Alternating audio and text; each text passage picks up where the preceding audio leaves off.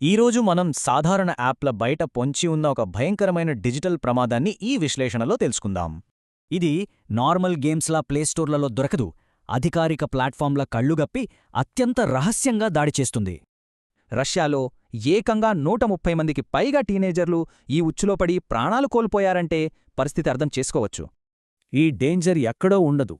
ఎవరికీ కనిపించని secret online chat rooms, links ద్వారానే వ్యాపిస్తుంది. ఈ బ్లూ వేల్ అనేది 50 రోజుల ఛాలెంజ్. ఎవరో అజ్ఞాత వ్యక్తులు మన మైండ్తో ఆడుకునే భయంకరమైన గేమిది. మొదట్లో పొద్దున్నే లేవడం లాంటి సింపుల్ టాస్కులిచ్చి చివరికి ఆత్మహత్య చేసుకునేలా బ్రెయిన్ వాష్ చేస్తారు. పర్సనల్ డీటెయిల్స్ లాగి ఫ్యామిలీని చంపేస్తామని బెదిరిస్తారు. అందుకే దీనిలో ఇరుక్కుంటే బయటపడటం దాదాపు అసాధ్యం.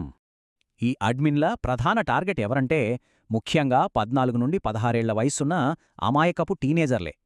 ఎవరైతే ఒంటరిగా, ఎమోషనల్గా వీక్గా ఉంటారో వాళ్లనే వెతికి మరీ ఈ ఉచ్చులోకి లాగుతారు.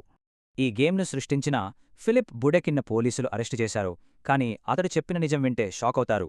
బతకడానికి అర్హత లేని చెత్తను ఈ సమాజం నుంచి ఏరి వేయడమే తన లక్ష్యమని అతడు ఒప్పుకోవడం అత్యంత భయంకరం.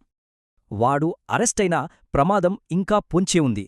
ఆ లింకులు వివిధ రహస్య మార్గాల్లో ఇంకా ఆన్లైన్లో తిరుగుతూనే ఉన్నాయి. దీనినే నివారించడానికి ఒకటే మార్గం. అనుమానాస్పద లింక్స్ను క్లిక్ చేయకండి.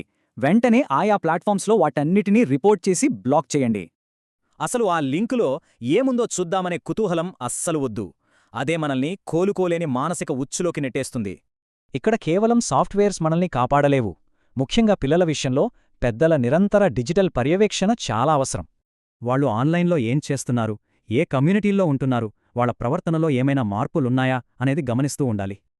చిన్న చిన్న లింక్స్ వెనుక ఇంతటి ప్రాణాంతక ప్రమాదాలున్న ఈ డిజిటల్ ప్రపంచంలో మనం నిజంగా సేఫ్గానే ఉన్నామా? ఆలోచించండి.